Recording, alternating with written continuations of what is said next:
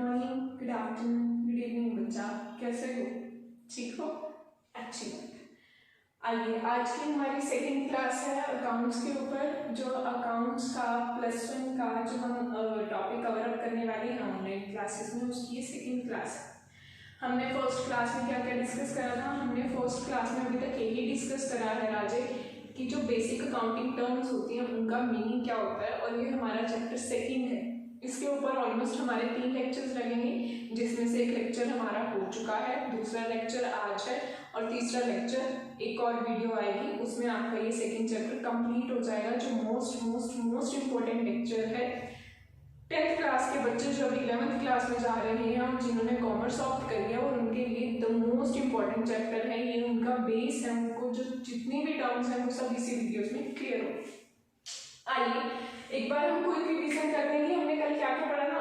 हाँ, हमने पढ़ा था बिजनेस ट्रांजैक्शंस क्या होती है। बिजनेस ट्रांजैक्शंस में वो ट्रांजैक्शंस होती हैं जो इकोनॉमिक टर्म्स में होती हैं, जो मॉनेटरी टर्म्स में होती हैं, जो रेगुलर होती है, जिनका एक्सचेंज होना चाहिए मनी की फॉर्म में, और वो रेगुलर होनी चाहिए। ऐसा ना हो कि एक वीडियो जैसे आप आज दे रहे हो और एक वीडियो आप 3-4 महीने बाद दोगे, तो उसका कोई यूज नहीं होगा।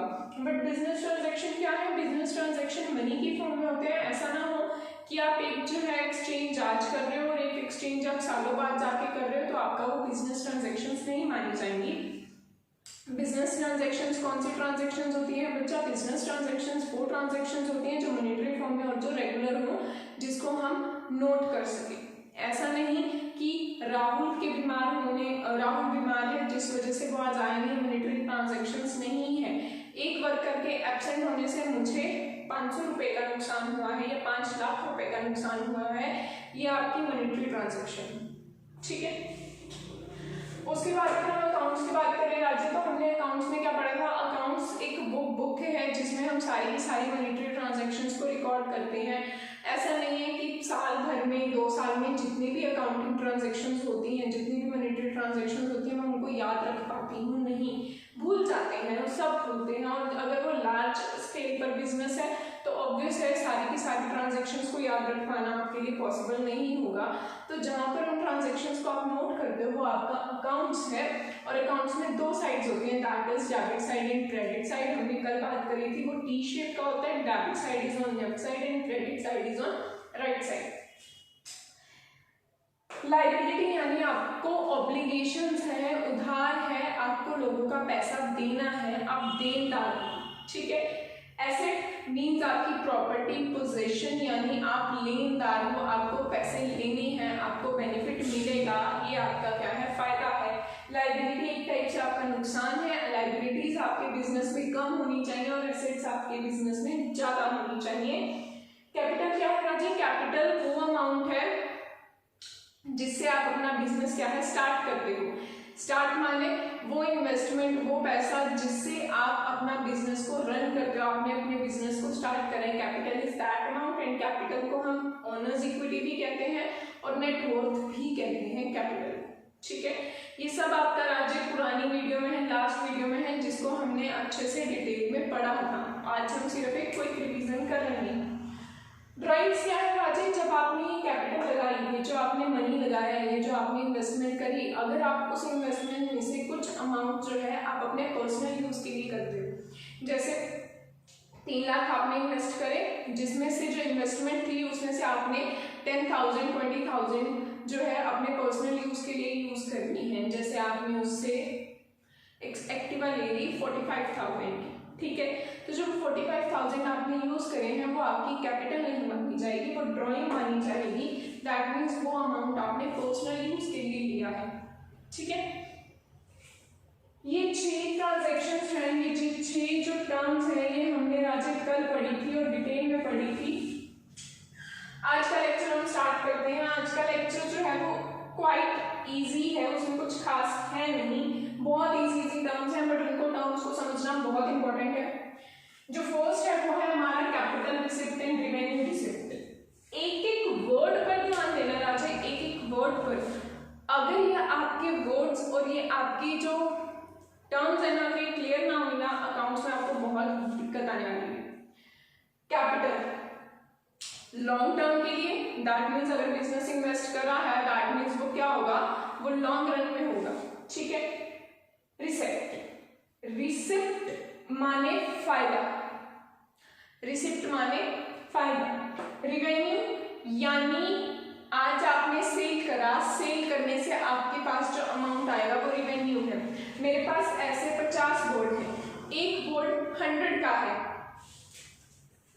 एक बोर्ड 100 का है, मेरे पास 50 है, मैंने सेल करे तो मेरे पास कितने आए, 50,000।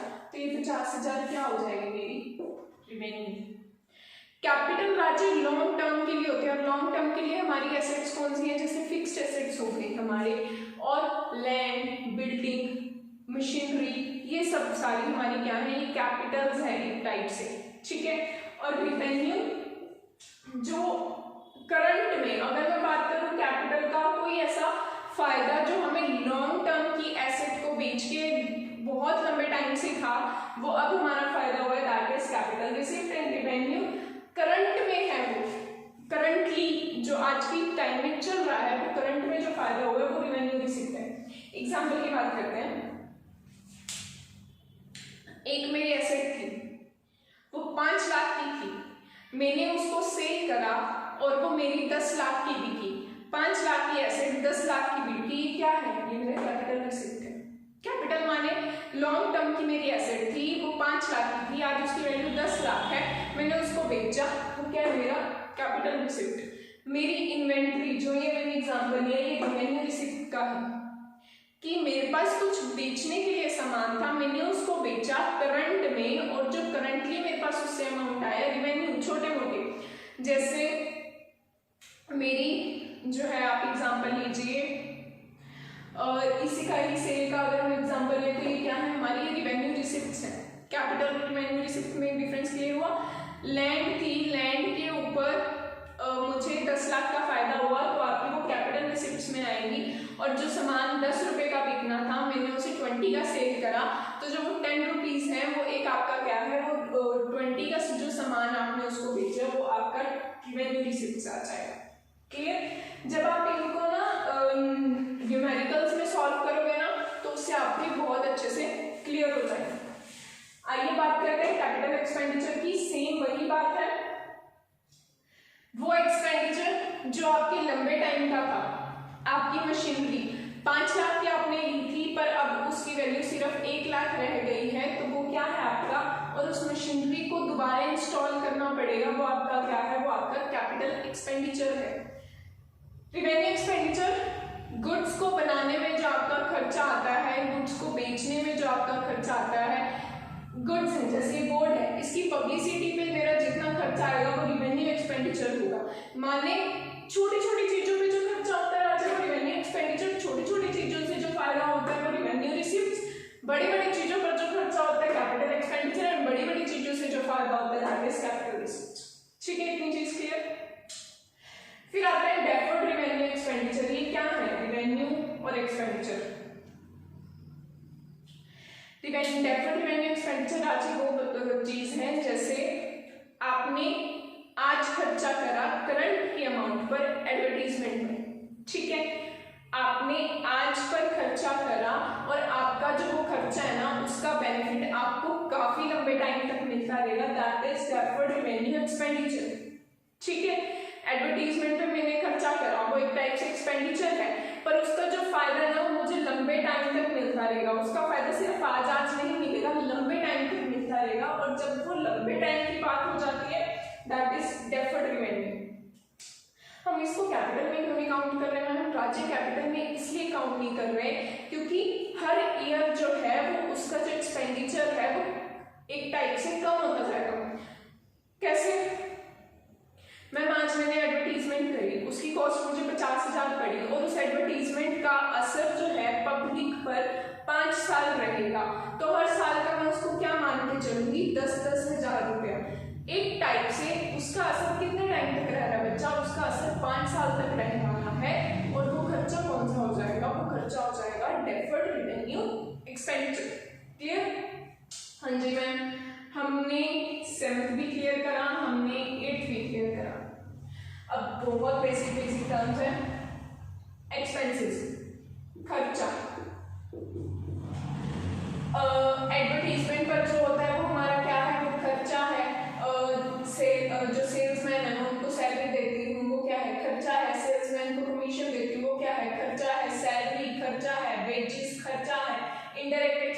खर्चा है, वो सारे क्या है आपके एक्सपेंसेस है, खर्चा है। मैम क्या वो लॉस नहीं है? नहीं राजे, वो लॉस नहीं है। खर्चे और नुकसान में क्या होता है? फर्क होता है। मैंने ये बोर्ड खरीदा 500 का, ये मेरा क्या है? खर्चा है। रास्ते में ये बोर्ड टूट गया, ये क्या है? ये लॉस है, नुकसान है। डिफरेंस क्लियर हुआ? इस बोर्ड पे मैंने खर्चा करा 500 का, पर रास्ते में ये बोर्ड मेरे से टूट गया, वो मेरा लॉस है। मैं फोन लेकर आ रही हूँ 15,000 का, वो मेरा क्या है? वो मेरा एक्सपेंस है। रास्ते में वो फोन टूटकर उसकी स्क्रीन टूट जाती है, वो क्या है? मेरा लॉस है। 15,000 का मेरा फोन आया, वो उस पर क्या है? एक्सपेंस। स्क्रीन टूटी और वो डली 5,000 की, वो क्या है? मेरा वो लॉस है। क्लियर? हाँ जी मैम फिर ना यहाँ पे टर्म लिखी है इनकम, प्रॉफिट और गेन, क्या ये सेम नहीं है? नहीं बच्चा, ये सेम नहीं है। आप इनकम और रेवेन्यू को सेम कह सकते हैं, आप इनकम, प्रॉफिट, गेन को सेम नहीं कह सकते। क्यों मैम? क्यों? इसलिए राजे कि अगर मैं बात करूं, मेरे पास 500 बोर्ड हैं, अब ये व्हाइट बोर्ड का एग्जांपल लेकर चले, मेरे पास 500 व्हाइट बोर्ड हैं और वो 20 रुपीज का एक है, तो ये कितने का है राजे? 10,000। जो मेरे पास ये अमाउंट आई 10,000, वो क्या है? मेरा इनकम है, वो मेरा रिवेन्यू है। तो मैम प्रॉफिट क्या है और गेन क्या है? इसको बनाने में मेरा खर्चा 15 रुपये आया और ये मेरे पास 500 बिक गए, तो कितने आया? 7,500।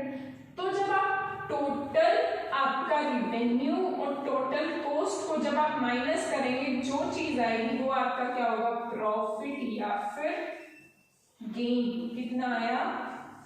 2500। डिफरेंस क्लियर हुआ? रिवेन्यू, इनकम, प्रॉफिट, गेन में कैसे? इनकम क्या है राजे? इनकम उस टाइम जो आपके पास कैश आता है। इनकम में आपका टोटल कॉस्ट इंक्लूड होता है। क्या प्रॉफिट में टोटल कॉस्ट इंक्लूड करेंगे? नहीं मैम, प्रॉफिट में टोटल कॉस्ट इंक्लूड नहीं होती। Total revenue minus total expenditure, total cost आपका क्या आएगा? प्रॉफिट। क्लियर? प्रॉफिट और गेन क्लियर टर्म्स? जी। नुकसान की हमने बात कर ली, ये भी क्लियर, ये भी क्लियर, ये भी क्लियर, ये भी क्लियर। नुकसान भी हमने बात कर ली। फिर बात आती है परचेज, रिटर्न और रिटर्न आउटवर्ड। क्या है परचेज? सामान को खरीदना। आप सामान खरीद रहे हो, दैट मीन्स परचेज, और जब आपने सामान को वापस करना, that is purchase return. Simple.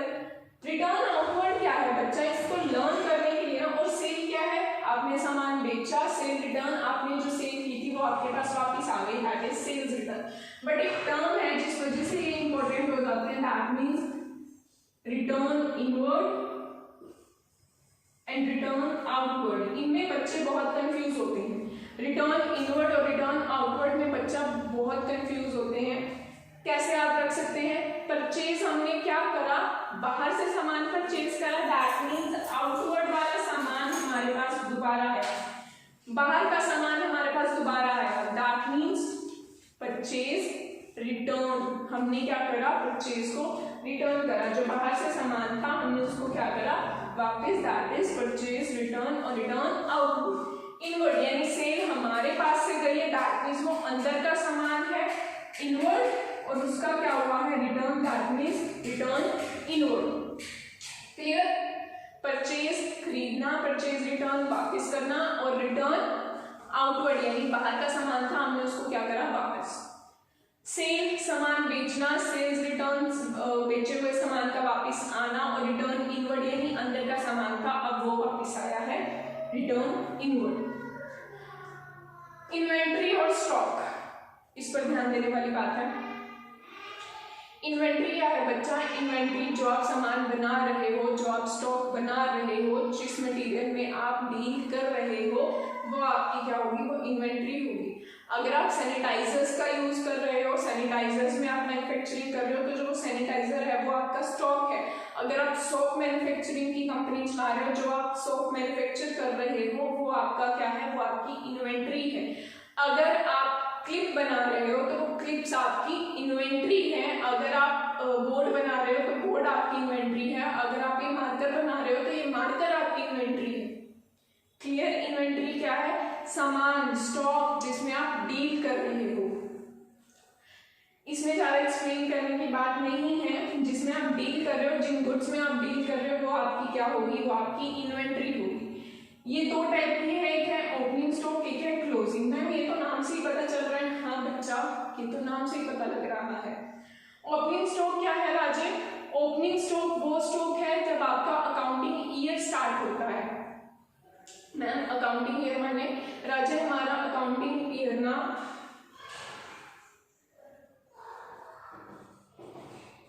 अप्रैल में स्टार्ट होता है और मार्च में खत्म होता है, 1 अप्रैल से 31 मार्च।